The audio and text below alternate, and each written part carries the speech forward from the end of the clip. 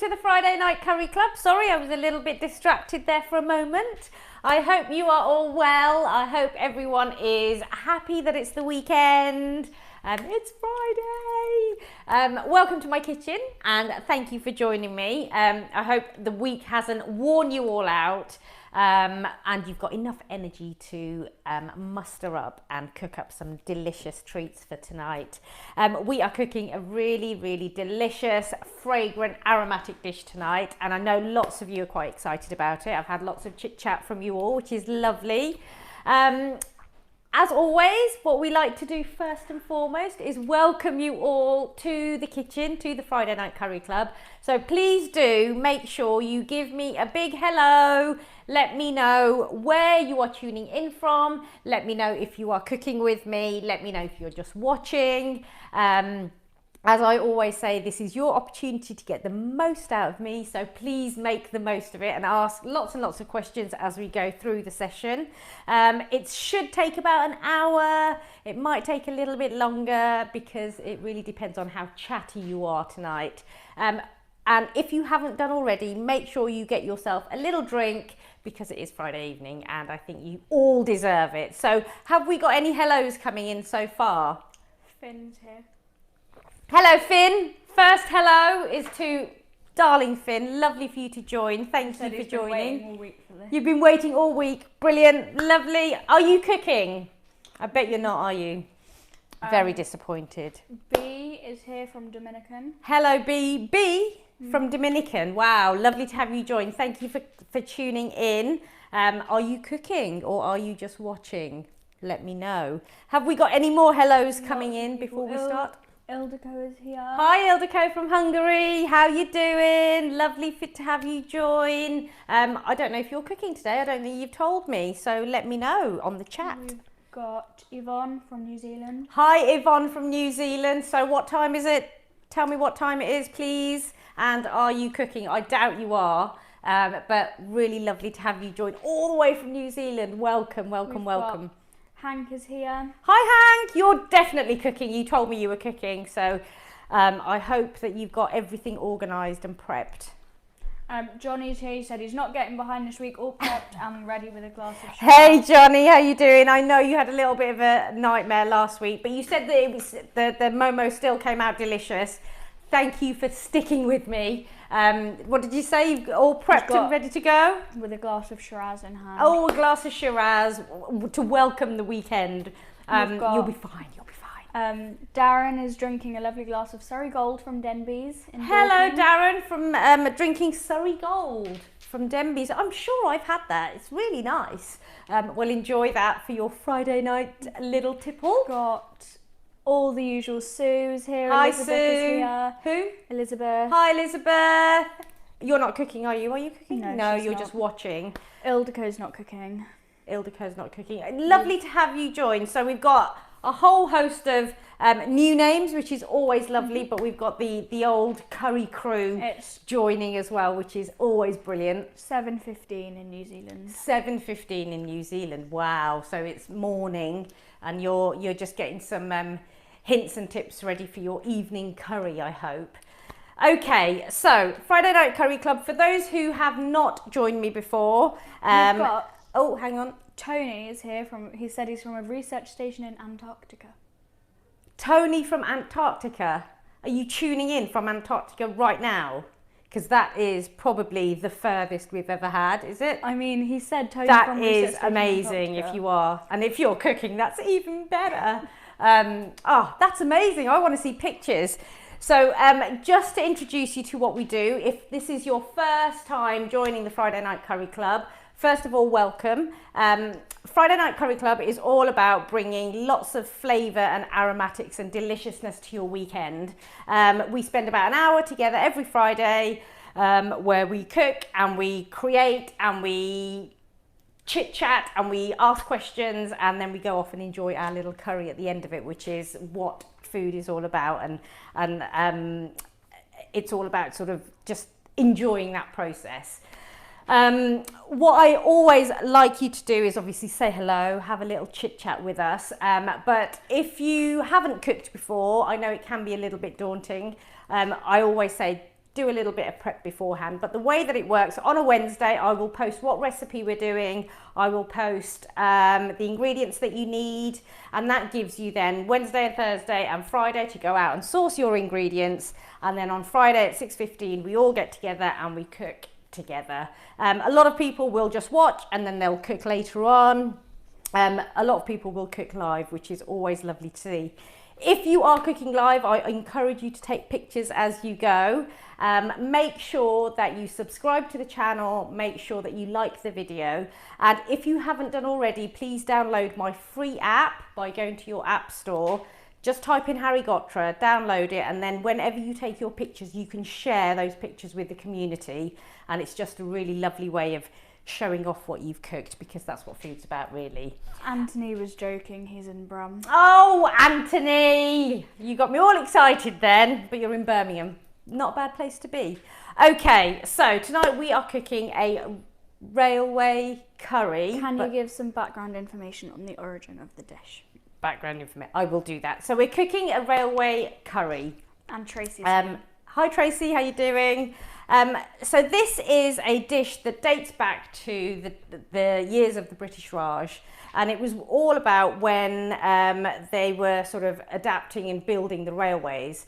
So the British Raj, obviously, the British took over with them lots of decadence and food that you would eat, and the carriages on the railways, they would sort of have really fine dining experiences. And the story goes with this dish is that after they had finished that service, a drunk soldier stumbled into the dining cart and went into the kitchens and just said, I want a snack, I want something to eat. But the guys in the kitchen were cooking up a very Indian flavoured curry. And they were like, oh, he's not going to like this. So what they did was they adapted it with a little bit of yogurt and some coconut cream just to sweeten it up. So they were making muchadjol, which is a really sort of dark, deep lamb, mutton based curry. And they just didn't think he'd like it. So what they did was they adapted it by adding these other few ingredients, and he absolutely loved it. So it became a dish that was served on the railways, but also then became really infamous in India, and it was served in all the big hotels and so on. So that's what we're cooking today. Traditionally, this dish is cooked with mutton, and on the website, the recipe is for mutton, but today I thought I'd do it with chicken, just because we haven't done chicken for a while. We did chicken momos last week, but we haven't done chicken as a curry for a while. So I thought we'd do it with chicken. I'm using chicken on the bone, so I'm using thigh meat that's on the bone. You can do this obviously with mutton. You can do it with chicken pieces off the bone. You can do it with a whole host of vegetables if you want to go down the vegetarian route. Paneer will work. Chickpeas will work, really nice meaty mushrooms will work. So you can sort of adapt the recipe depending on whatever suits your palate. If you're going down the vegan route, you just miss out the yogurt that you use to marinate the chicken with. So is everybody with me so far? Yes? So we're going to get cooking. First thing we're going to do, so there's almost 3 stages of this dish. There's the marinading the meat. So we're going to marinate the meat first. Then we're going to make the masala, and then we're going to make, whilst the masala's on, we're going to make the spice blend that goes into the masala as well. So first things first, we want to marinate this chicken, and the way that I'm going to do that is with some ginger, some garlic. I'm going to use some mustard oil, a little bit of yogurt, some salt, and some chili and turmeric. So what you want to do, and I've got my pestle and mortar here, I'm just going to chop up very roughly 4 cloves of garlic. Matt said he forgot to get chicken, so he's using tofu and potatoes. Tofu and potatoes, nice. So this is a very classic sort of Bengali style dish, because that's where it originates from, and they do tend to put potatoes in with their meat curries. And that's what we'll be doing today. So I'm just chopping up roughly some ginger as well, and I'm just going to pop it in there. I'm going to give it a good old bash. You can grate it if you've got a grater, or you can blitz it in your hand blender, one of those that I know you all love. So you can just blitz it up, whatever suits. I just thought I'd use my pestle and mortar today. So just give it a good old bash.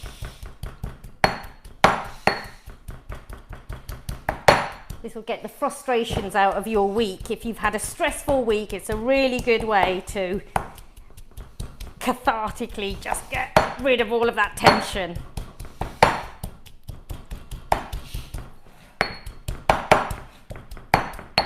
So I'm just turning them just so that I make sure that I bash everything up. Whenever you're marinading, it's all about getting lots of surface area on your ingredients to make sure that it blends in.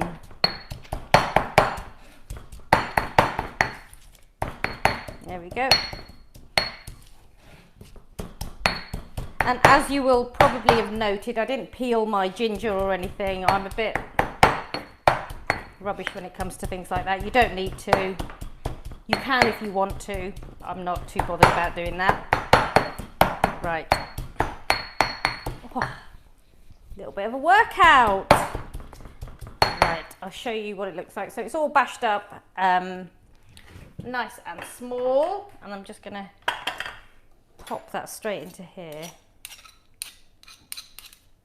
Now, if you are cooking with me, please do intermittently let me know how you're getting on. Let me know if you are falling behind, if you're having a disaster like Johnny did last week, or if you want me to speed up or slow down. It's really important that you give me that feedback so that I can sort of go along at your speed, because there's no point me just racing away, and if you're cooking along, you can't follow. One thing I will say though is, if this is the first time you are cooking along with me, from the feedback that I've had, is that the first time is always a little bit stressful, because you're never really sure what's going on and everything's all over the place, and you end up with a big bomb site in your kitchen. But then as you start to join more and more, you get better at sort of either keeping up or just knowing what I'm going to do next. Okay, so in here I've got 6 thighs, which I've taken the skin off, and I've trimmed them just to get rid of that excess fat. I've just put some ginger and some garlic that has been bashed up. I'm going to add some salt.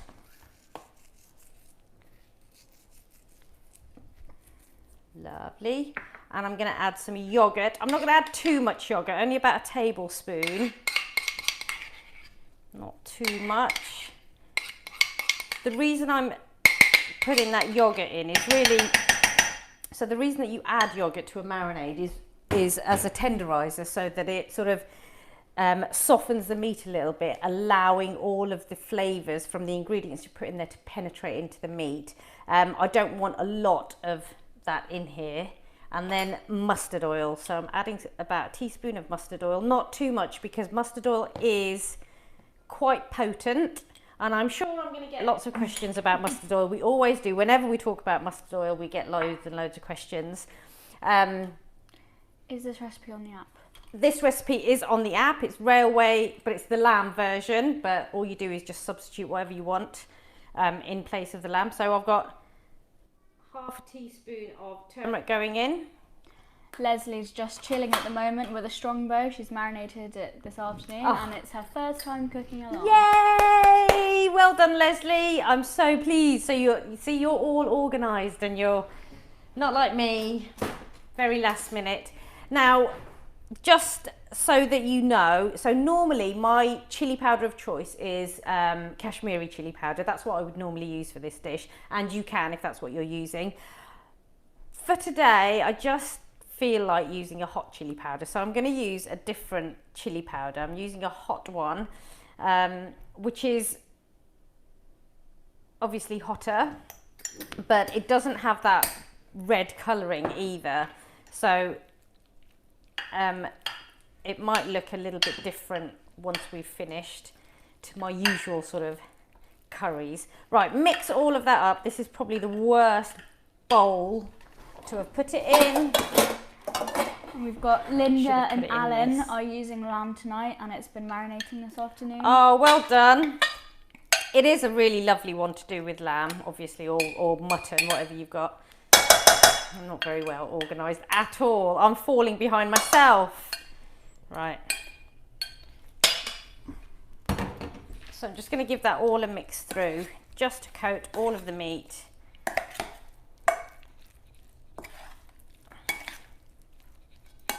And normally I would get my hands in because that's the only way you're going to get it all in there. But for the purposes of showing you all, I'm just going to mix that. Can you go over what's in the marinade? Yep, I will go over the marinade. So in that marinade, all I've done is I've put the chicken in, which I have taken the skin off. I have removed any excess fat. And then I've put some ginger and some garlic, which I've bashed in the pestle and mortar, some salt, half a teaspoon of turmeric and a teaspoon of chili powder, and some salt has gone in there. And ideally, and it says this in the recipe, leave it for as long as you possibly can. 2 to 3 hours if you can. You could do it overnight if you wanted to. It's just a really nice way of tenderising that meat and just getting lots of flavour in there. I obviously haven't done that because I wanted to do it with you. There's no point me sort of saying, oh, I marinated it earlier and not being able to show you how to do it. So this is what it looks like for those of you who want to have a look. Rose asked, what can I use instead of mustard oil? So if you haven't got mustard oil, just some rapeseed oil is a good alternative. Or just use a vegetable oil if that's what you've got.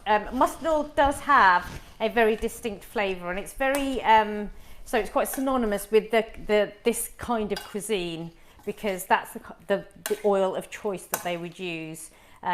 But if you haven't got it, just use a vegetable oil. But a really good alternative is rapeseed oil because it's the same sort of family that it comes from. Right, so chicken marinading, I'm going to let that sit and do its thing. Just have a little wipe down. And then I'm just going to switch the order of what we're going to do. In the recipe, we make the spice blend first. But what I want to do to save time and so that you're not sat here with me all night, which I would love for you to be, but just to get things moving. We're going to get the masala on first because we want those onions to go really nice and dark and golden, and that's where you get your flavour. It's all about the onions. If there's one thing you need to learn from me, it's all about the onions. So we're going to start doing Max that. Childs. Pardon? Max Childs is here. Hi Max, how you doing? Lovely to have you join. Are you cooking? You should be cooking. I hope you're cooking for your mum. And big hi from Eduardo in Portugal. Hi Eduardo, all the way in Portugal. What's the weather like? We need to know these things because we can't go anywhere, so it's always nice to know. Then, Robert's asked, once lockdown's over, are you going to organise a cook school where you can attend? So I do various cookery classes. I've just dropped a bit of yogurt in my spices.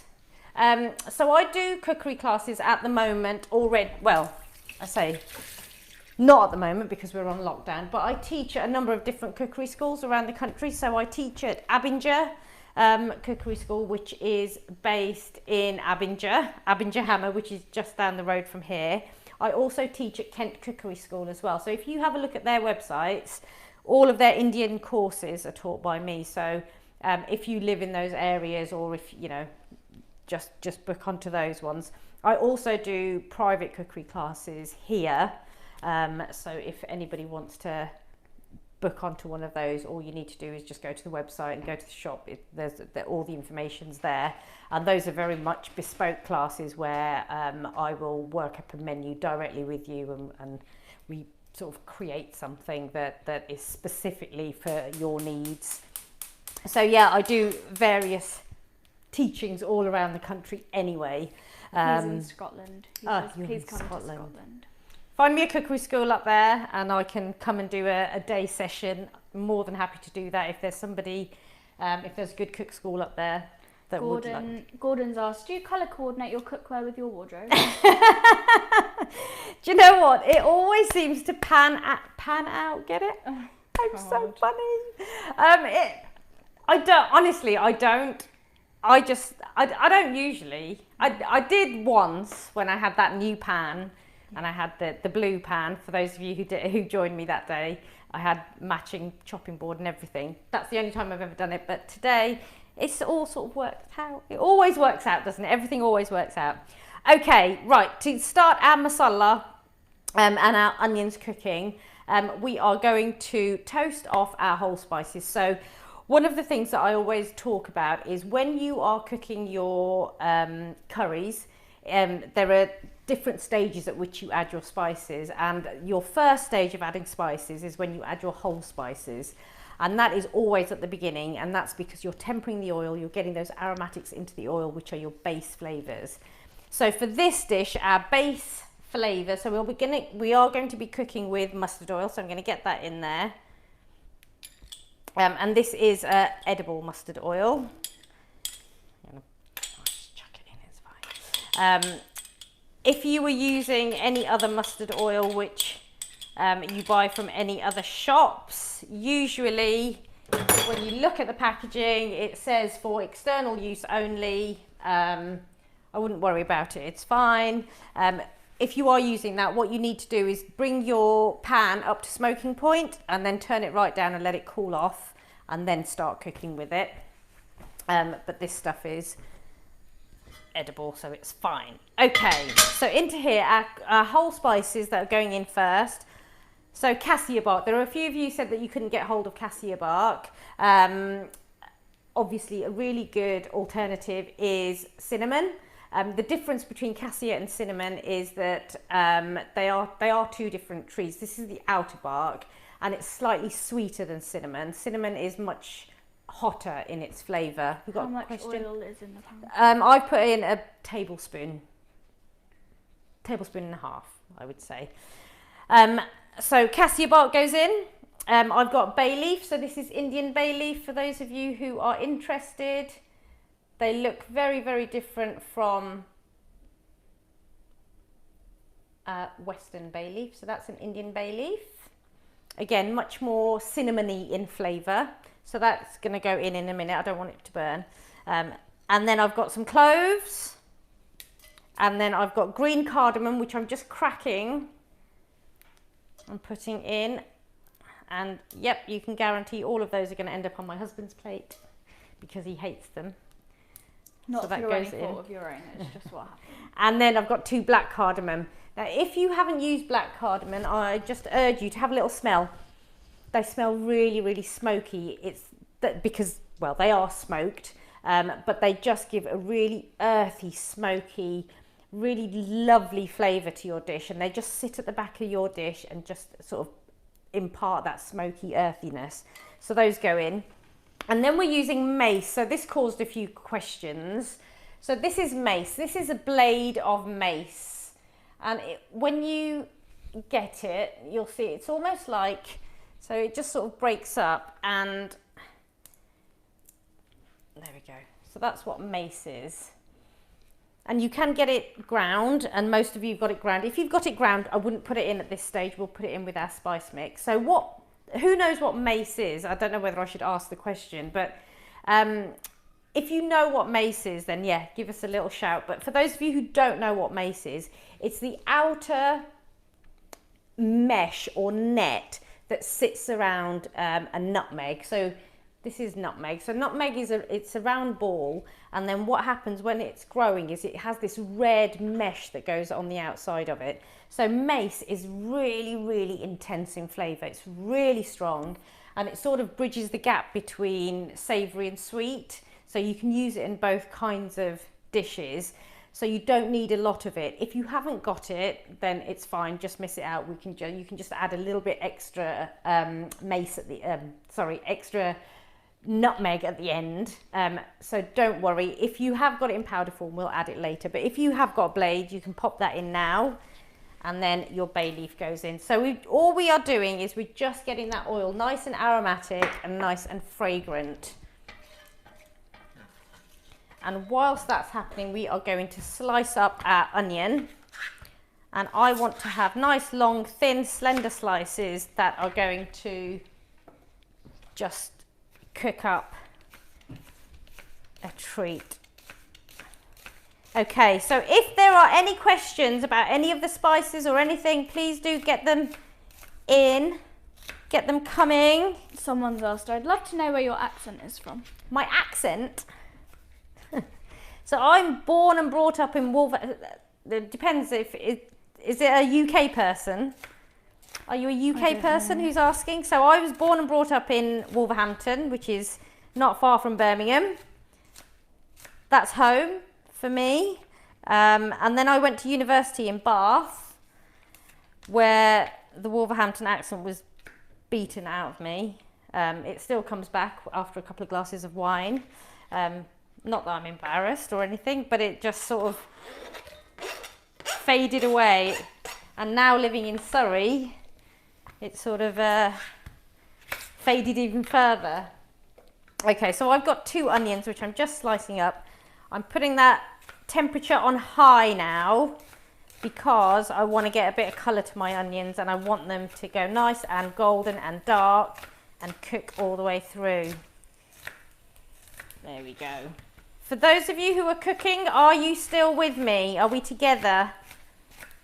I haven't left anybody behind, have I? Lovely. Right, give that all a stir through.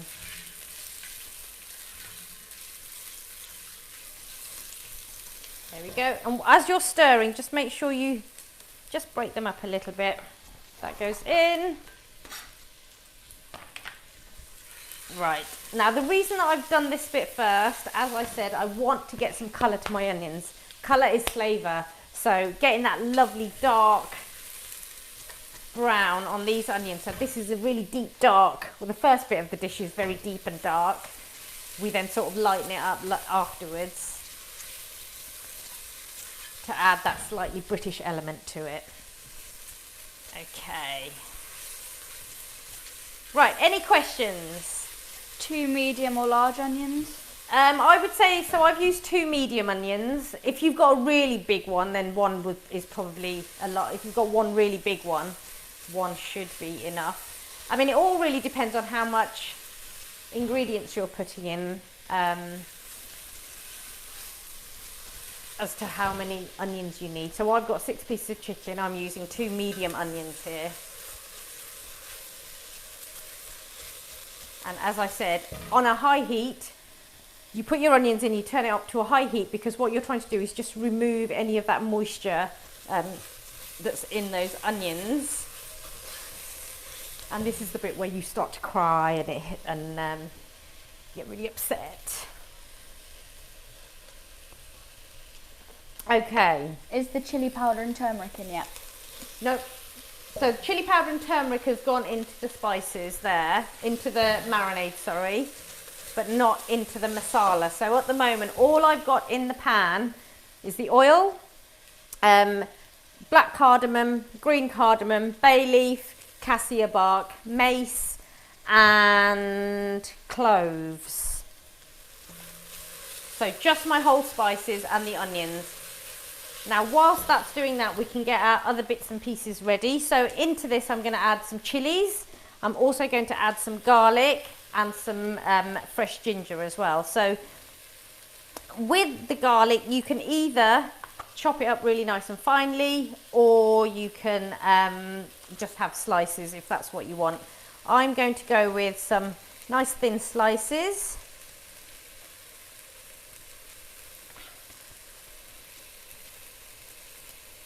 And then I'm going to go over it again just to make them a bit smaller. So we'll get all of these bits prepped and just set to one side, and then we're going to do our spice mix. With the chilies, I'm going to keep them nice and long. And if you want a dish that's quite spicy, now remember with this dish, it starts off as quite a spicy, warm, hot dish. But then it is softened with the coconut milk that goes in. It just sweetens it up. So if you want it to still have a little bit of a kick, you can go a little bit heavier on the chili, but that's your choice. I wouldn't want to influence that at all. It really is all about what suits your palate. It's always better to go less and add rather than chuck loads of chili in and then think, oh, I can't eat it. There we go. So we did have some chili talk over the chutney that we made last week, which for some people was very, very spicy. The one I made here wasn't spicy at all, and it was just because people use different chilies. So just be aware of the chilies that you are using. Look at that. We're starting to get a bit of colour on the onions already. So I'm just going over my garlic. How's everyone doing? Have we got some feedback coming in? Only that this person who asked why your accent thinks there's a definite influence from Bath. There's a Bath influence there. I spent a lot of time there. It's one of the best places in the world. I love it. It's a great city. Okay, now I've got a little bit of colour here. I'm just going to show you the inside of my pan so you can see.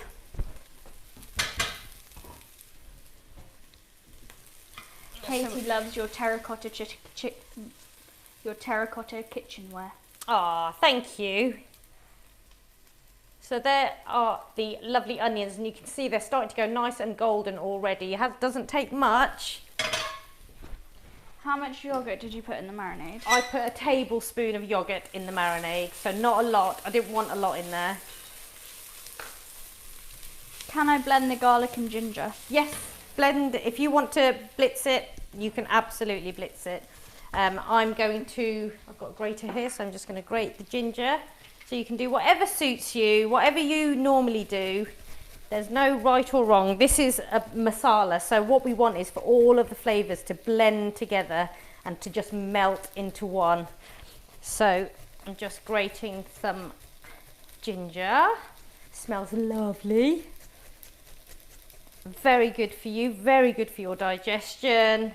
Johnny said, we're moving and my wife's already packed the spice grinder. I'll be having words. What was she thinking? Oh no. Oh, happy moving. That's a fun job, isn't it, Johnny? Moving house. Right. So all I've got here is my ginger and my garlic chopped up. And once my onions are nice and brown, I'm going to add that in as well. And just let that start to sort of come together. So with my chilies, I am going to take the ends off and I'm just going to slice them up nice and long lengthways, just so that we've got a little bit of sort of body to them. And also, it just means that if there's somebody in the family who likes the chili, you can just put the nice lengths of chili on their plate. So I'm just cutting the chilies into 4.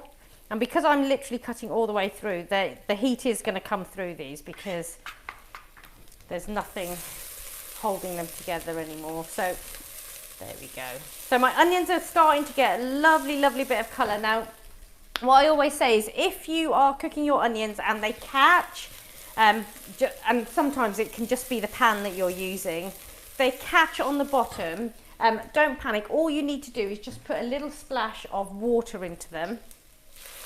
Like that, and that will just lift everything off the bottom of the pan and it will just help them to start breaking down.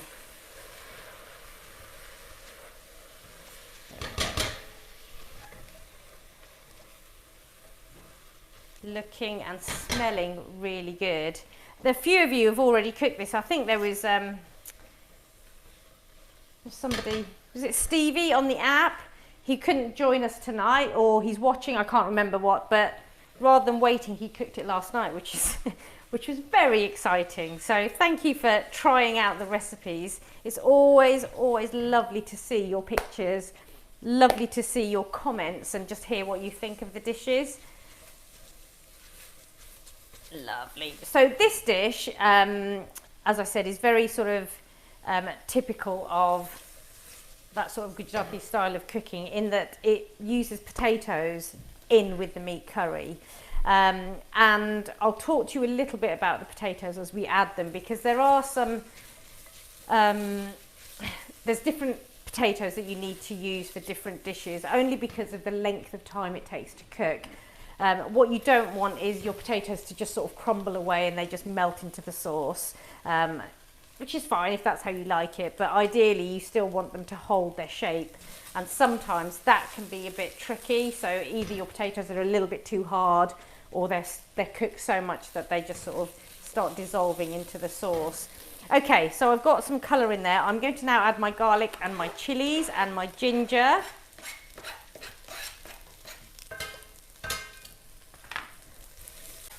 Lovely. So that is, we want the garlic to lose that raw flavour, that raw sort of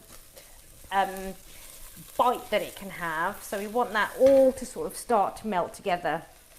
And if you have a look. Is it coconut milk or coconut cream? In the recipe it says cream, but could you confirm? So you can use either. In the recipe I say 200 mils, I think, of coconut cream. So coconut cream is obviously the thicker bit. It's the more creamy bit. And what I quite often say to people is, even if you get coconut milk, if you buy a tin of coconut milk, you can pop it in the fridge and it will separate, and the thick creamy bit will come to the top, and you can just scoop that out and use that, rather than buying the coconut cream, which sometimes the blocks can be a bit funny, I think. Or if you can get it, you can get them in little cartons, which is really nice. But even if you've got coconut milk in a tin, that's fine. It just means that just try and scoop out the really thick creamy bit. So I'm going to show you. Is there a different taste to red finger chilies from green chilies? There is a different taste, I would say. So green chilies tend to be a little bit fresher in their flavour, and the red chilies, basically it's just that they're riper, so they have got a different flavour. They're a little bit more fruity in their flavour. Not that you'd probably notice when you're cooking with them like this, but we generally in Indian cooking tend to use green chilies during cooking, and then the powders either for marinades or to give it a little bit of a kick later on. Okay, so that is going to carry on doing its thing. Once we've got a little bit of colour to the ginger and to the garlic, I'm going to add some tomatoes. So I've just got a tin of tomatoes in here, so that's 400 grams, just the 400 gram tins, and all I've done is I've just blitzed it just so that I break up the tomato. So these aren't chopped tomatoes, these are the whole plum tomatoes. If you've got fresh tomatoes, you can blitz those up. If you've got chopped tomatoes, that's fine as well. It's just that I just want this to be a little bit smoother than just putting it in from the tin. Okay, that's looking really nice. It should be smelling really, really lovely. Can I use the coconut block? You can use the coconut block, there's nothing wrong with that. Sometimes I just find that it can be a little bit grainy in its flavour. So with the coconut block, you just need to hydrate it. So just cut off some of it now, if that's what you're using, and put it in some boiling water just so that it sort of dissolves and thickens and so on. It's absolutely fine to use that. Okay, so once we've got that lovely dark colour. Without tomatoes, what can I use? Without tomatoes, you can just miss the tomatoes out and just use a little bit of water, because we are going to have the coconut cream and all of that going in. You can just use a little bit of water, which I'm going to do, just to lift everything off. Because I think is that Elizabeth, was it? Yeah, because I know you can't have tomatoes, can you? Just use some water, just to lift everything off. And once your onions and everything are ready, just put your chicken into that, and let that sort of just start to come together. Don't add any water until the liquid has come out of the meat. And once that juice has come out of the meat, then you can add a little bit more. tinned with all the juice or strain out? No, tinned with all the juice. Don't waste anything. We don't strain anything. We don't lose anything. All of the lovely flavours. And then is passata okay? So passata is, I always think that passata is just a little bit too heavy and too tomatoey for Indian dishes. Ideally, what you want when you're using your tomatoes is you want the acidity in the tomatoes to break down, and you want it to turn into a masala. Quite often, if you use a passata, it still stays very, very tomatoey rather than breaking down into that base masala that you're looking for. So I tend not to use it, but if that's what you've got, I'd much rather you used it than didn't cook it. So that's my personal opinion. Have you added the green chilies? So my garlic, my ginger and my green chilies have gone in. So that is looking, I'll show you how it's looking. So once you've got to this stage, which I will show you right now, where you've got a lovely dark colour on there, your onions have really broken down and your garlic and everything has cooked. So it's not that white raw colour. Once you're at that stage, now we can put our tomatoes in. So if you pour in your tomatoes. People have been asking about egg curry. Have you ever made it? Love egg curry. I suggest you go to the website and have a look. I've got an egg curry recipe on there. So for me, that's a real childhood memory.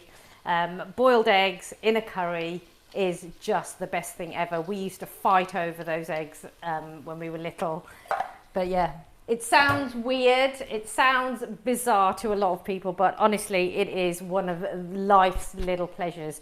Boiled egg with a masala. Best thing ever. There's a recipe on the website, so do check it out. Maggie said, "Hi, I'm new. I have a friend in India who comes over periodically, and when he comes, he always cooks for us. Have you ever made egg curry? He actually fried hard-boiled eggs, which I've never seen." Yeah, so hard-boiled eggs, you can put a little bit of spice on them, and then you fry them up. You put little slashes on them or prick them with a fork, and then you fry them with those spices on there, and then you add them to the masala. It is the best thing in the world. But yeah, it's a real Indian thing. And we love it. Okay, so I'm going to let my masala just cook down there, and we're going to move on and start to add some aromatics in a minute. Was that another question? Well, kind of. So they were saying they come from Southeast Asia, and I was wondering if we use lemongrass in this country or in your country. We definitely use lemongrass in the UK because we're very lucky that we can get hold of these ingredients. We don't, not so much in Indian cooking. In fact, I don't think there may be some dishes further down south in South India that they might use it, but it's not really an Indian ingredient. So no, that's interesting. So Michael has said, who lives in central Italy. Hi Michael. Has said, regarding passata, in Italy these are just tomatoes that have been pureed, possibly passed through a food mill. Harry was describing tomato concentrate or tomato paste, a totally different product. Ah, okay, because the passata, quite often the passata that you get here is really, really concentrated. So yeah, it may well be a completely different thing then. So if it's just tomatoes that have just been blitzed up, then absolutely that's fine. But yeah, the concentrate can be really quite harsh, I find. Okay, so what you did with the pork chop is basically a passata. Yeah, so yeah, I guess so. So I was just blitzing it the same way that you would do if that's what you call a passata. So different things have different names, and it can get a little bit complicated. But thank you for clarifying that. That really helps us. Can I use ordinary coconut milk? Yes, you can use ordinary coconut milk, that's fine. Just be careful as to how much you put in.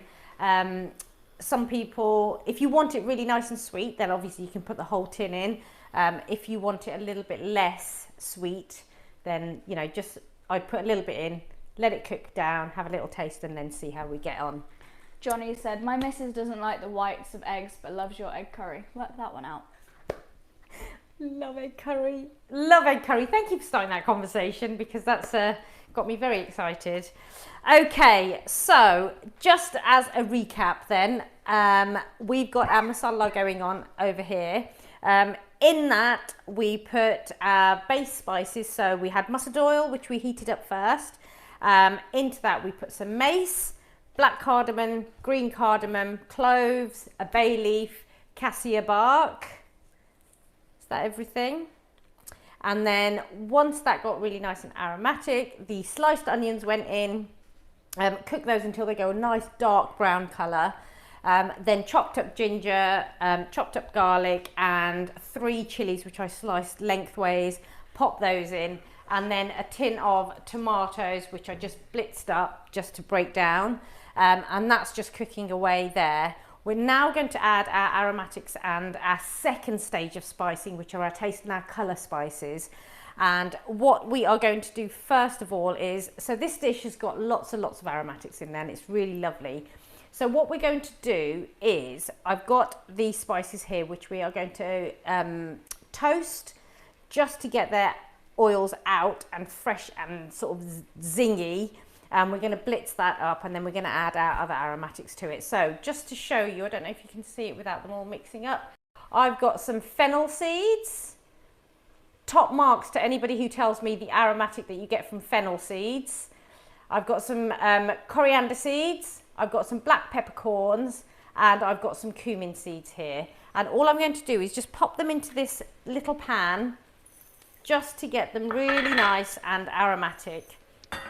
And all I'm doing by applying heat to these spices is just getting their natural oils that sit within them to just come to the surface. And as soon as you can smell them, you know that you've done enough to release those aromatics. It also sort of dries them up and makes them really much easier to grind up. So that's all we're doing. So you need to keep them moving so they don't burn. Hank says licorice. Sandra, Robert have said aniseed. Yes. Rose has said dill. Maggie's also said licorice. Yep, it's aniseedy, it's that licorice, it's that gentle aromatic, which some people love, some people hate. But it is very, very, with fennel, it's quite gentle, it's quite a nice aromatic. You go over what spices you're toasting, please. So if you have a look in here, can you see, oops, sorry, hang on. No, come forwards. Yeah. Right, so we've got black peppercorns in there. I've got cumin seeds, I've got coriander seeds, and I have got fennel seeds in there. And I'm just toasting them so that they release their aromatics. Now, when you are toasting your spices, you need to be super careful, because the last thing you want to happen is for you to burn them. If you burn your spices at this stage, you will know about it because they go really dark. And if you burn them, throw them away and start again, because there's nothing you can do to get rid of that burnt flavour. So, Katie, well, before I say that, Debbie said, can I disagree with Michael? I wouldn't use passata in place of tomatoes, but I live with an Italian. That's fine. You're allowed to have disagreements, guys. Just keep it nice and civil. That's all I ask. And then Katie's asked, could you use paneer instead of chicken, or is that a totally different dish, or perhaps mushrooms? Yes, so absolutely. So with Indian food in general, I always give a vegetarian or a vegan alternative. There is nothing right or wrong about substituting the meat in or out. It depends on what you like. If you're a vegetarian, you can absolutely use this masala and use it for different ingredients. There's no right or wrong, so please don't feel that you're doing anything wrong by substituting in paneer or anything. Oh, I wish you could smell it. Can you see the smoke coming off? So they are done. That's all it takes, just a few minutes. And what I'm going to do is very quickly take them out of that pan. I'm actually going to put them back in here just to cool off for a minute, because if you blitz them straight away, that heat is it's just going to make them really soggy. So let them just dry off for a minute before we add them to our spice grinder. Someone said phenol, anethol and petroxylic acid. Sorry, I'm a chemist. Oh, you're so funny. My husband's a chemist. He's laughing his head off at your joke. Oh, he's a biochemist. I've just been told off. Okay. Did you use any curry leaves? No, not in this dish. No, not in this dish. You can, do you know what? In some railway, you can use curry leaves if you want to. Have I got them? I haven't got the recipe. You're confusing me now. But you can use curry leaves. I've got some in the freezer. I always keep some curry leaves in the freezer. Oh, look. Yum. They smell amazing. So that's cooled off a little bit. Just make sure you let them cool off and then just add them to your spice grinder. If you wanted to, you can do it in your pestle and mortar. You're never going to get a nice fine sort of ground up spice blend with that, but with a grinder you will. So that's all I'm going to do there. How do you keep the chicken from getting too dry? Whilst you're cooking it, so hang on. I'll start talking after I finish. Oh, smells amazing. Okay, so those of you who are cooking with me, I just want you to, if you've just done this, have a little smell of that and just, could you please post how it smells? It's incredible. It's really, really, really aromatic and fragrant, and oh, it smells delicious. And I'd love to hear what you guys think. So can you take a little photo of that, please? So what was the question, sorry? How do you keep chicken from getting too dry? So the chicken shouldn't get dry. I'm assuming you mean whilst it's cooking.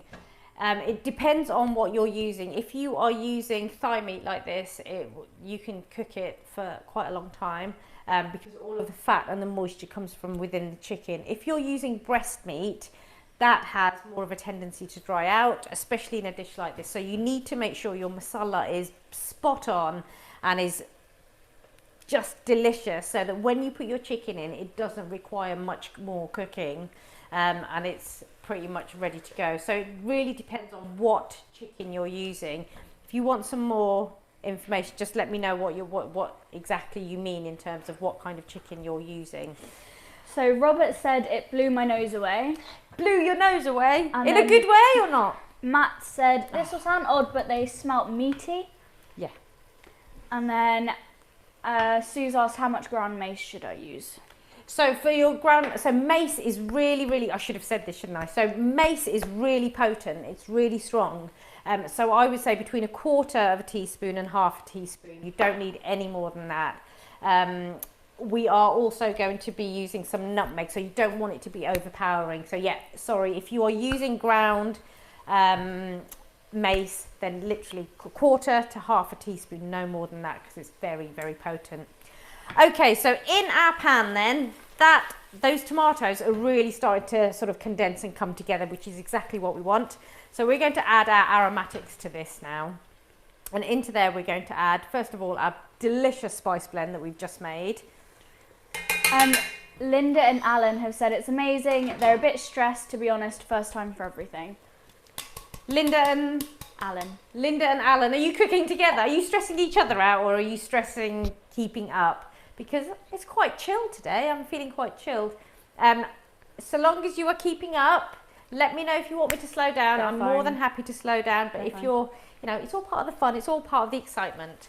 Robert said he couldn't stop sneezing for a while. That would be the black pepper that has gone right up your nose, Robert. I'm going to add a little bit of turmeric. Now, I don't want to add too much because we've also got some in the chicken as well. So we don't need to add too much. Now, the spices, that spice mix has gone in. The person who was asking about, I can't even remember what the question was. I think it was about the chicken, the dry chicken. Yeah.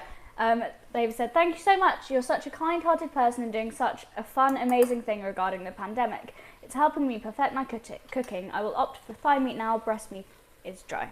Yeah, thigh meat. I've converted so many people to thigh meat because people don't use it because they think, oh, it's really fatty or whatever. But the flavour you get from thigh meat compared to breast is beyond discussion. It just is so much better. Okay. Someone said, I put my ginger and garlic in the marinade. Is that okay? Because I've not fried any. Oh, so you put all of your ginger and garlic. That's fine.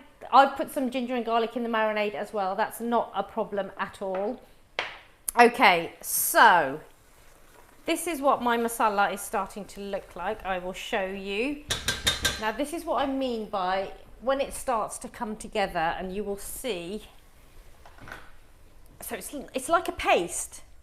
Okay, so it's all come together like a lovely, thick, aromatic, delicious paste.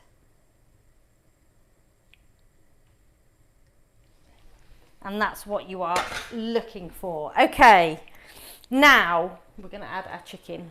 Robert said, I used the chicken skin to make a stock to add to the masala when it was drying out. Oh, you see, you're getting all chefy, aren't you, Robert? Getting all very, very chefy. Okay. Mandy's asked, did you also put chili powder in the masala? So yeah, because I was talking, wasn't I? So I added the spice mix that we've just made, and then I also added a little bit more chili powder, predominantly for a bit of colour. So I put a little bit of the hot one in, and I also put a little bit of my Kashmiri in, just because I love Kashmiri chili powder. And I've also added some turmeric into the pan as well. Matt said mine is so liquidy. Oh, is it? Ooh. Why is it? So that must be your tomatoes then. So I would suggest you turn it up really high, and let that start to reduce down. Ideally, you want it to be that really thick paste. If you add your chicken or whatever you're adding into it, if it's meat, if you add it into that that watery masala, you won't get the depth of flavour that you're looking for. So just don't worry about it. Just let it reduce down. It's really, really important that you end up with this paste. This is where the flavour is going to penetrate into the meat. If you're adding your meat into a watery base, you're just not going to get that depth of flavour. So let it reduce. I'm happy to keep stirring mine for a little bit longer. When do we add salt? So I've put some salt in the chicken, and it was only a little bit. So you can add some to the masala, or just wait until it's done, and then you can once it's all done, then you can adjust the seasoning afterwards. So Robert, how are you getting on? I'll have a little drink while I'm waiting.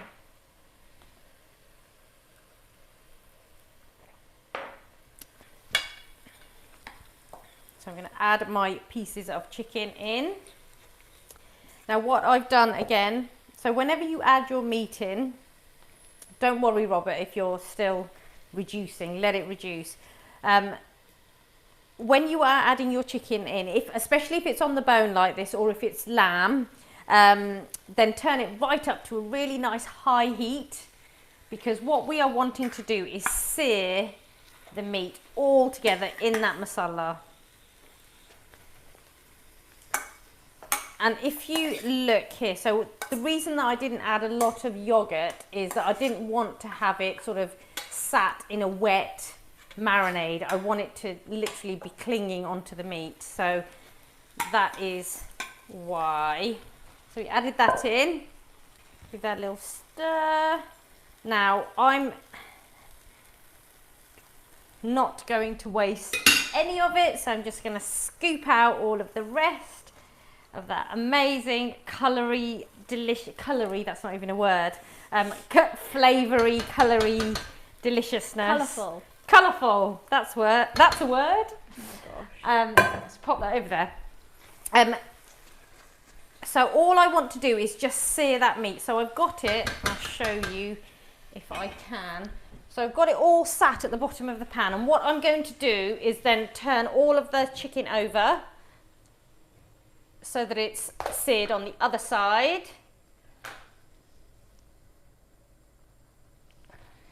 Before I pop the lid on and let that cook.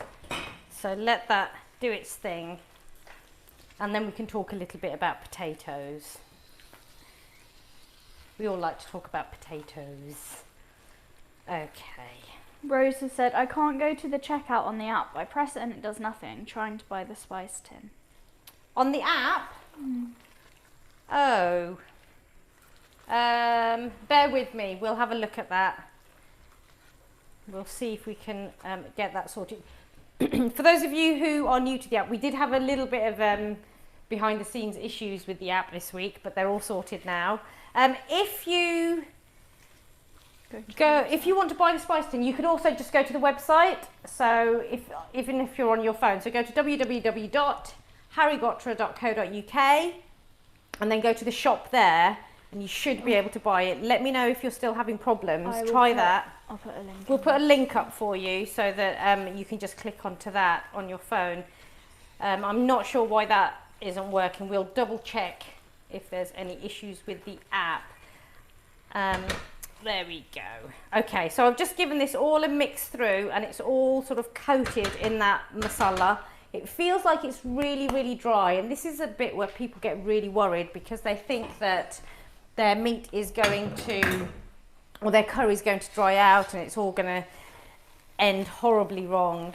Now, when you're using meat like this, all of the flavour will come from the meat itself. So please don't worry and think that you've got to add loads of liquid. The worst thing you can do at this point now is throw loads of water in there, because what will happen is you've spent such a long time intensifying all of that masala, getting those lovely aromatics in there. You throw loads of water in there, and what will happen? Oh, I've just done my 10,000 steps for today. You'll just dilute everything, and the chicken will just boil away in that water. So that's not what you want to do, which is why I was saying to you, Robert, make sure you really, really let your masala reduce down till it's nice and thick like a paste. Is there any potato you suggest, or is anyone okay? And yeah. Should we soak it in cold water? Right, so I'm going to talk to you about potatoes in a minute. So my chicken, this is what it looks like now. So it's all been coated, all that masala's on there. There's no liquid in there. It's very dry, but I don't want you to panic about that. So I'm going to pop this back on now. I said to you earlier that it was on a high flame or high temperature. I'm now going to turn that right down to a low setting, pop the lid on, and let that cook and do its thing. Okay? Is everybody with me? Right, what was that question? So we're going to talk about potatoes. So I'm just going to have a little clear down, and then we'll talk about potatoes. Matt just tried the spice tin on his phone and has had no issues. Oh, on the app? He hasn't said. Matt, did you buy it through the app, or did you? He said for testing's sake, so I'm not sure if he's actually bought one. Okay, thank you for doing that. Who was it that was looking? Rose. Rose. Let me know if you're still having difficulty, because I'm sure I'll be able to send you a link or something. Okay, right. So, potatoes. Now, so what we've done so far is we've got our chicken or your lamb or whatever it is that you're cooking. If it's vegetarian, you could have your paneer and stuff in there. Let that do its thing. If you are cooking, start again. What's really important is that you just think about what it is that you're cooking. So if you are cooking an ingredient in here that's going to take a long time to cook, so if it's mutton, if it's lamb, if it's chicken on the bone, that's going to take a little bit longer, so about 30 to 40 minutes, for example, or if you were doing beef, it would work really well with beef. Again, 30 to 40 minutes to an hour. Then you need to get the right potato that's going to cook in that same time. And there are different things that you can do. So if your ingredients are going to take a longer time to cook, then you need a potato that's going to take a longer time to cook. So something like a Desiree, a more waxy potato, you can put in, and that can just then simmer away. If you are cooking something that's going to take a lot less time, so if you're just using breast meat, or if you're using pieces of chicken that are not on the bone, or if you're using mushrooms or anything like that, then you need a potato that will cook much more quickly. So something like a Maris Piper or just a normal all-rounder will work. The other thing that you need to be aware of, so you need to think about that. and then think, if you were cooking, for example, a vegetarian version, you're probably better off getting yourself some little small potatoes that you just chop in half and you can pop those in. Or the other thing that you can do is you can pre-boil your potatoes so that they are a little bit soft already, and then you can add them in so they soak up that masala. Matt said... Does that make sense? Matt had the really watery one. Oh, yeah. And said, since I was using potato and squeezed tofu, the extra moisture from the tomatoes got soaked up immediately and Okay. is back. I didn't realise you were using tofu. Brilliant, so you're back with us. And Rose has got the link, the tin through the link. Yay! Excellent. Pleased about that. Okay, so think about what you're cooking and the ingredients that you're using, because that's going to inform you as you go through. The other thing that's really important about this dish is that if you are cooking meat, that it's really important that you let the moisture and the juices come through that meat before you add your potatoes to it, because that's the flavour that's going to go in there, and then it's the potatoes that are going to soak that up. So don't put in your meat and then just chuck your potatoes in and just hope for the best, because what you want is the moisture to come out of the chicken, and then your potatoes will go in there and then they'll start to cook in those juices. So just think about what you're going to do. So for me, what I'm doing, so I'm using chicken on the bone. So I would have gone for something like a Desiree, but I'm actually going to use these little baby potatoes because they were in the supermarket, and I just thought, oh, I haven't had those for a while. And I'm going to pop those in. But what I'm going to do before I do that is I'm just going to stab them with a fork all over, and that just means that they'll cook more quickly, but they'll also soak up the flavour from the juices. So if you have got your potatoes and you haven't got them ready yet, I suggest you just think about what you're cooking. Now, the potatoes that you've got, what size are they? Do you need to cut them down a little bit finer, or are they the right shape and size and all of that kind of stuff that is going to suit your dish? So do think about these things, because it's really important whilst your ingredients are cooking. Now, if you're cooking a veggie dish, so if you were doing the tofu, for example, I would suggest just check how big your potatoes are, and I'd get your potatoes in now. If you're doing paneer or anything like that, again, same principle, I would get your potatoes in now. But obviously, if they're great big chunks, make sure they sort of match the size of the paneer that's in there. You can have them a little bit bigger, but not too much. So I'm just stabbing these. So is everybody okay? Have we got any more feedback coming in? Teresa says, I just love potatoes in curry, especially in boiled egg and potato curry. Oh, that's so funny. So a lot of people really like potatoes in a curry. So when we wouldn't really mix having potatoes in a meat curry, it's just not, we just never did that. So what we would tend to do is have a potato curry as a dish itself. So potatoes and peas, madar paneer as we call it. We'd have whole potatoes just cooked in a masala gravy. So it is funny how different sort of regions in India and different cultures have their different flavours. I only have Maris Pipers. Maris Pipers, yep, that's fine. If you've got Maris Pipers, so Maris Pipers will cook fairly quickly. I love a Maris Piper, great mashed potato. It depends. So if you're cooking chicken or if you are cooking lamb, if you can let me know and I'll tell you when you should probably put them in.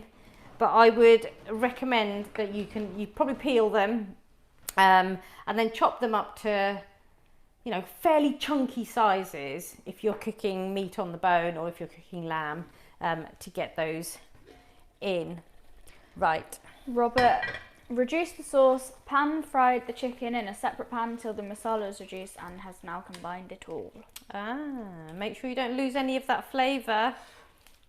Trixie's using chicken. She has Maris Pipers and is using chicken.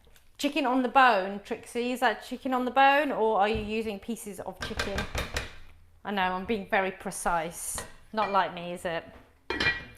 So my, the juices are just starting to come out through that chicken. So I'm going to add my potatoes in a minute and let that do its thing. For those of you who want to have a side dish, I have got some rice there, so we can do a very quick rice dish together as well, whilst our chicken or whatever is cooking.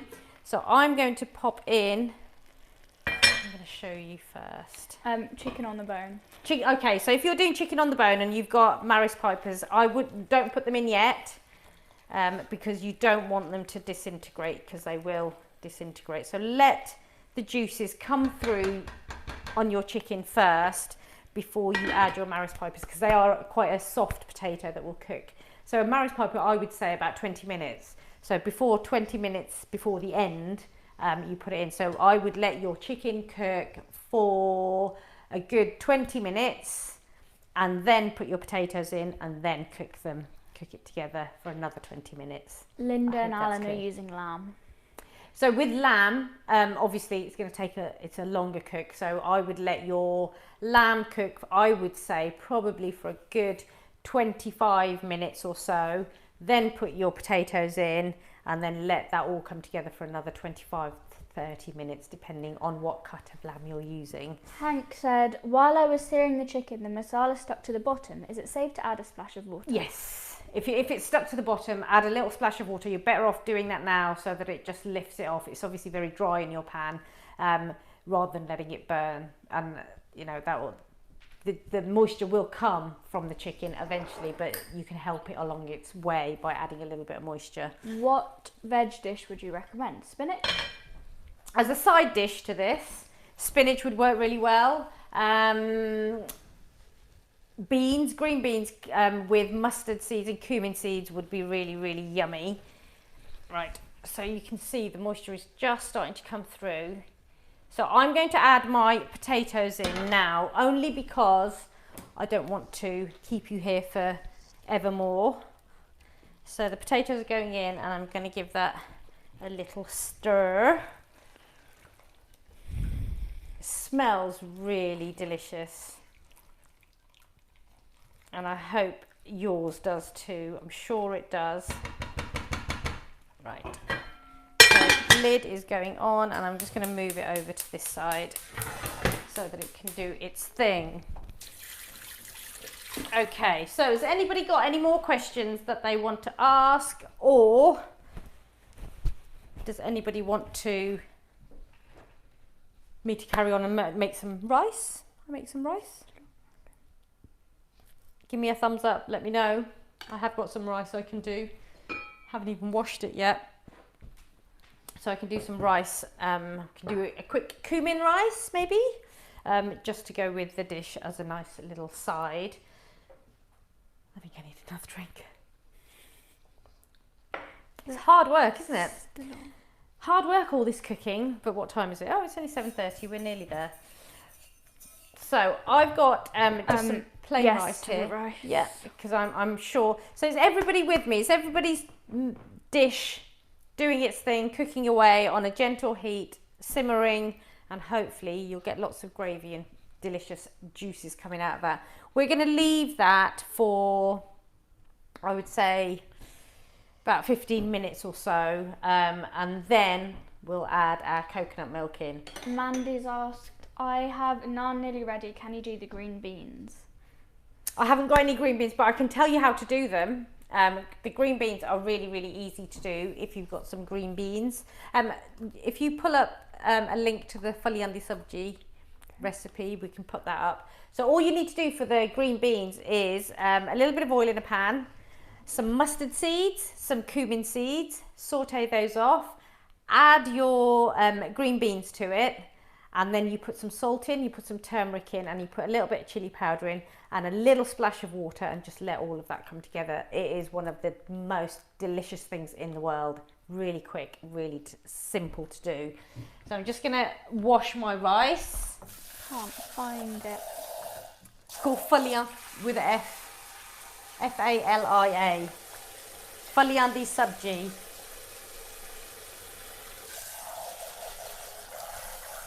Or type in runner beans. Yeah, got it. I was typing in green beans, not runner beans. Right, so I'm just washing my rice. Really important to wash your rice. Get rid of all of the excess starch and anything that... Johnny says, just wait a second, I've got to open another bottle of bread. I'll wait for you. You got through a whole bottle already. Blimey, that's some going. You're going to have a hangover in the morning. Oh gosh. Matt's asked, would you ever do a couscous? Pardon?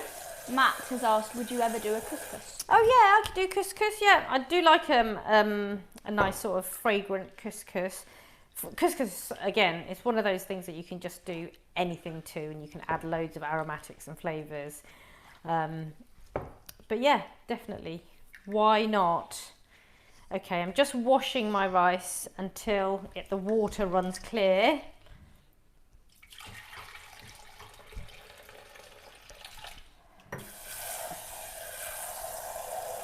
And then I'll give you my rice tips. I'm just going to drain it so that...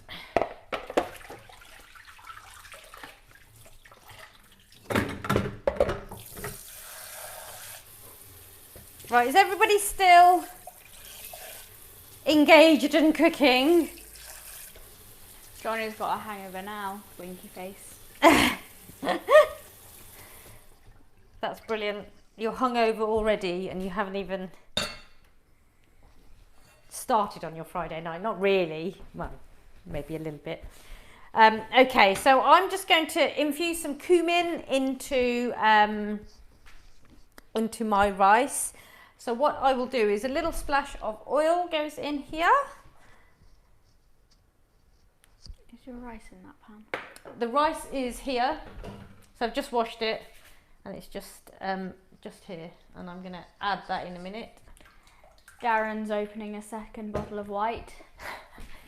God, you guys are really going for it tonight. I think I might have to get myself a second glass, not a bottle. Okay, so I'm going to add some cumin seeds. And same principle is that you want the cumin seeds to become nice and aromatic.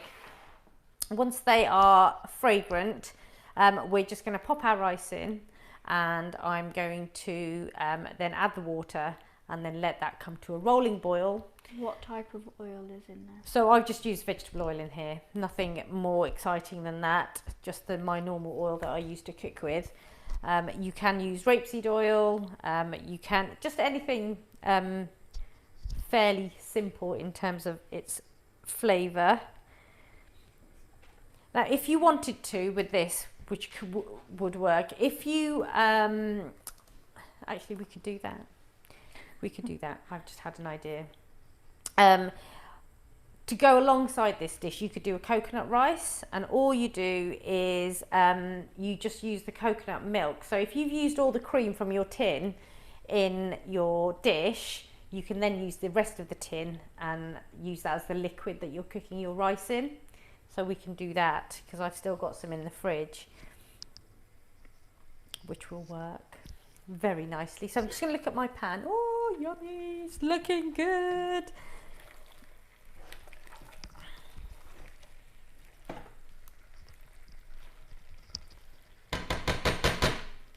Now I think this is one of those dishes that we're going to have to let, we'll add the last bit in and then we're going to have to let it simmer, and then you guys can take all your photos once it's cooked through, like we did with the biryani really, because obviously I'm not going to keep you here all of the evening. So once your cumin is simmering and it's aromatic, so same principle, as soon as your spices become aromatic, we're going to add the rice in.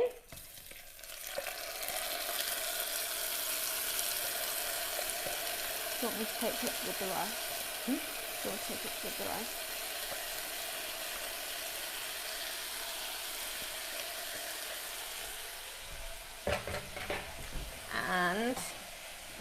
Someone said, I mean, we could all just stay here and drink more wine. Best place to be, right?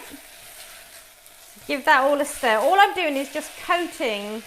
Have you put the coconut in yet? No, not yet. I'm just coating the rice with the oil that's in the bottom, and I'm going to get my coconut milk. So with any rice, if you are, if you're one of these people who worries about cooking rice, I've got a recipe obviously on the YouTube channel, but also on the website. But one thing that you can do is to judge how much water you put in. All you want to do is put enough water in that comes up to, so when you put your finger in the rice, it comes up to this first line on your finger. It doesn't matter what size the pan is, so long as it's that depth, it will work. So I'm going to add the coconut in now. Matt said, you've just convinced me. Coconut milk and water steeped couscous. Oh, that sounds good. And then I'm going to add a little bit of water to that because it's quite thick.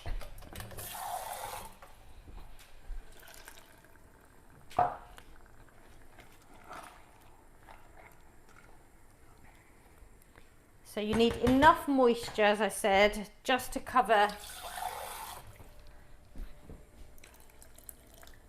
the rice. So I've added coconut milk in there, and I've added some water because it was quite thick. Can we add salt?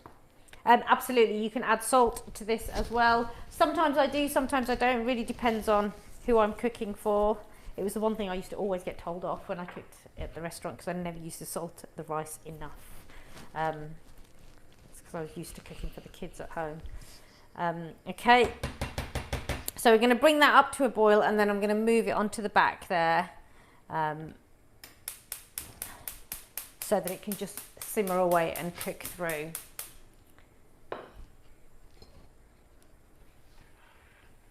It's looking good. So we've got cumin in there, we've got coconut, and we've got a little bit of oil, and we're just bringing that all together.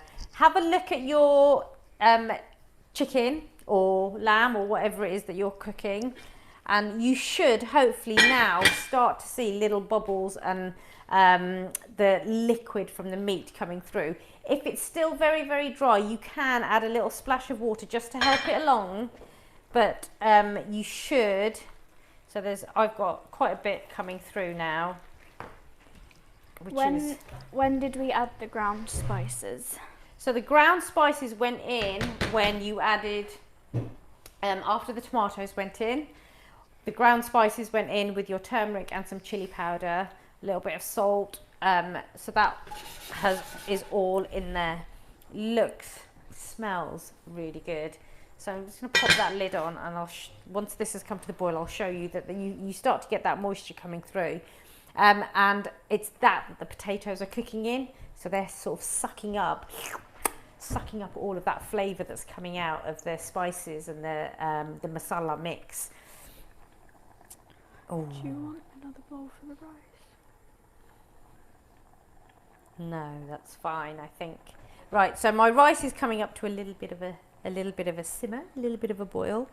And what I'm going to do is let that come to a rolling boil, turn it right down, move it to that, and then we'll come back to our pan. So how's everybody's dish looking? Have we had any comments coming through in terms of what is your dish doing? Is it cooking? Is it simmering away? Have you still got a bit of time to go? My chicken's going to take a little bit longer. Eduardo said it's cold in Portugal, so you don't need to be jealous. Cold. We had a lovely day today. It was beautiful, glorious sunshine today. Here it feels like spring has sprung in the UK.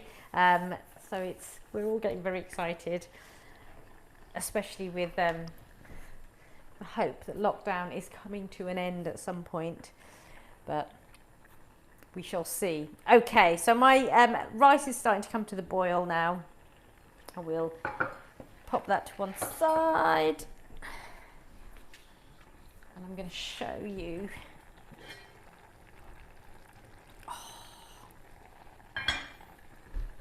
So if you look, 27 Celsius in Florida. Oh, 27, is that all in Florida? Look, so you can see, can you see the moisture now starting to simmer out?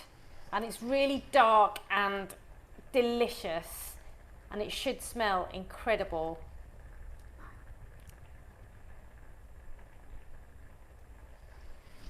So that's really doing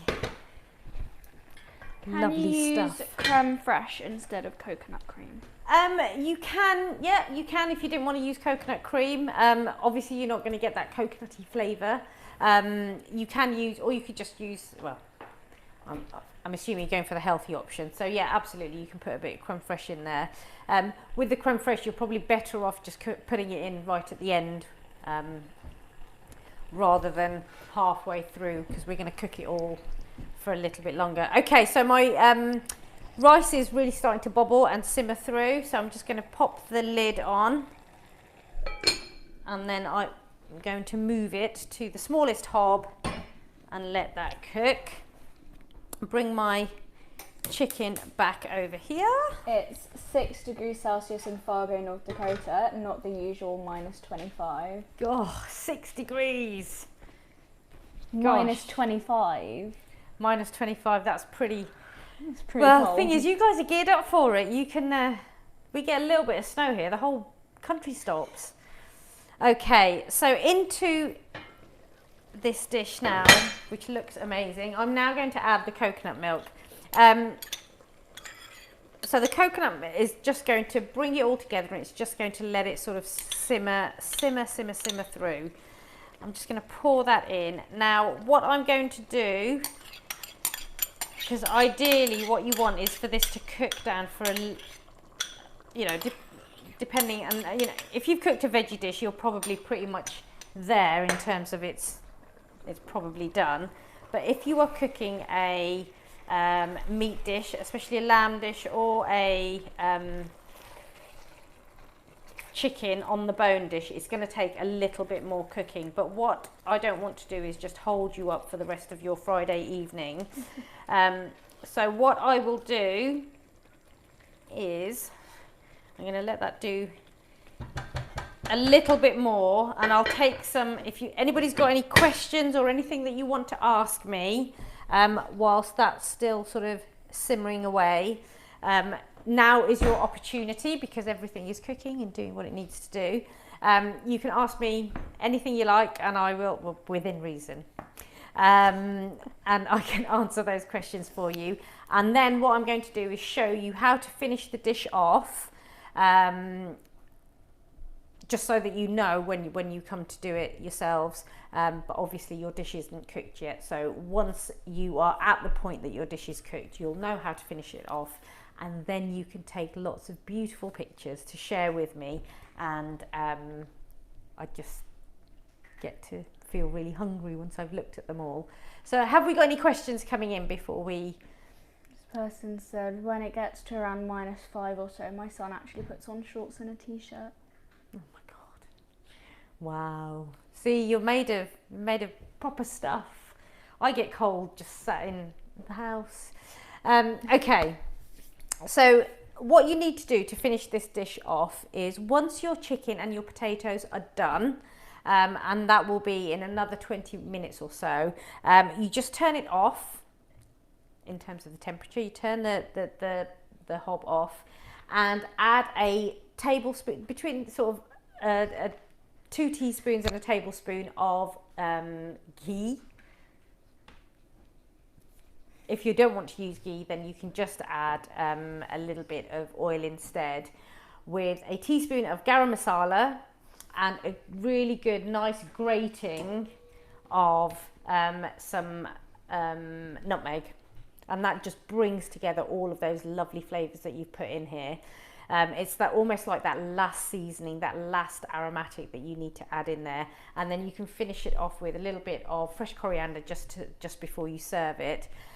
All of those things, all of those different elements, you pop into the pan, apart from the coriander. So you put your ghee in, you put your nutmeg in and your garam masala, and just put the lid on and just let it sit and simmer, and just infuse all of those flavours in. With the gas off, it just infuses into the dish.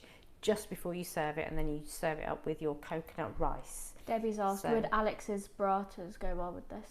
Oh yeah, burrata, any bread would work really well with this. Those would work really well. They've got that little hint of fennel in them, so that would be a really nice dish to do. That's on the website as well, those burrata. Bread, any bread would be really lovely in this because the sauce is really nice and thick. So I'm just going to show you how to finish it off. Don't do this yet unless your dish is finished and complete, obviously, because I don't want you to serve up a raw bit of chicken. So just to finish the dish off, I'll just show you exactly what you need to do. Once you are happy, mine hasn't actually got that far to go now. At what point do you add the coconut milk? So the coconut milk can go in 20 minutes before the end of your cooking. So it depends what ingredient you are cooking. So I've put my coconut milk in just to show you. So once your dish is finished, once the meat and everything is cooked, what I want you to do is, I can't even open it. There we go. Johnny says, this smells so authentic, I can hear the jai while I'm coming down the railway carriage. Oh, lovely bit of jai. That would be amazing right now. So your ghee goes in. If you don't want to do this, but you don't have to. Your garam masala goes in. So I'm just doing this for you. And your nutmeg. Oops. So see, live TV, as they say. So your nutmeg goes in. This is where I grate your fingers into it. Grate my fingers into the pan. Now with nutmeg, it is one of those love it or hate it, I think. Some people just can't bear it. If you don't like it, then don't use it. It's fine. But you just pop that in. And you will see the aromatics. Do it again? Yeah. Sorry. No, I was doing a boomerang. Oh, okay. Ready? Yeah, go. Okay, so the nutmeg goes in. If I'm using thighs, should I put the coconut in now? Yeah, if you're using thighs, you can get your coconut in now. So everyone at this point, I think you're probably all ready to get your coconut cream in. So put your coconut cream in, give it all a stir, and then just let that simmer away. So I have just done the very last bit, just so that I can show you. I am obviously going to let this cook for a little bit longer after we finish. But once that has gone in, I don't know if you'll be able to see it actually, but you get those lovely, I don't think you can see, but it just absolutely adds something pretty delicious and amazing in terms of the aromatics that you get to that dish. So I'm just going to show you what it looks like.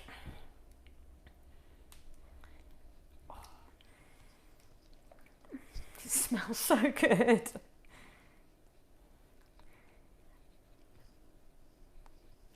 And I'll just tell you again, so when your dish is cooked and the potatoes are done and you're happy and your meat is cooked through, you turn it off and then you add a tablespoon of ghee, a teaspoon of garam masala, and a good scraping of your nutmeg, and then you just put the lid back on and just leave it just to absorb all of those amazing flavors, and then it's all ready to serve. So I just show you how this looks. So there you go. There's a little bit more sauce in there which I haven't popped on. Do you cook Indian dishes daily, or do you cook Indian dishes once or twice a week? So I normally, if I don't have Indian food for probably, I would say, at least once a week you start getting withdrawal symptoms, don't you? So I'd normally like to have Indian food at least twice a week. If I leave it any longer than that, then yeah, absolutely start getting withdrawal symptoms and start getting shakes and stuff. But I think it's the spices. I just need a hit of my spices. So once your dish is done and your potatoes are cooked, a little bit of fresh coriander just to go on top. It smells so good, and I just say to you, please just let it cook and let it do its thing. But there you go. So we've got our coconut rice, which is going to cook away. It's almost done. Let me just check. Right, I'm going to show you what that looks like as well. So we've got our coconut rice here, infused with a little bit of cumin, which I'm going to pop into a bowl just to show you. And we've got our chicken, our Railway chicken curry, which is just so aromatic and so delicious, with some little baby potatoes in there. And I think you're really going to like it, because it's just really aromatic and really fragrant and just looks and tastes delicious. I'll show you what the rice looks like. I'll just pop it into a little bowl for you. There we go. Oh. So there you have it. We've got a little bowl of rice. I'll put it up here, can you see? So a little bowl of coconut rice with cumin infused into it, and our Railway chicken curry. And that's your Friday night curry club done, especially for you. As always, please do take a little photo of your finished dishes. Let your dish cook, let the potatoes cook, let your chicken and lamb and everything else that you're doing cook through. Once you serve it, please do take a photo. Make sure you share that picture with me either on the app, so download the app, it's free, by searching Harry Ghotra.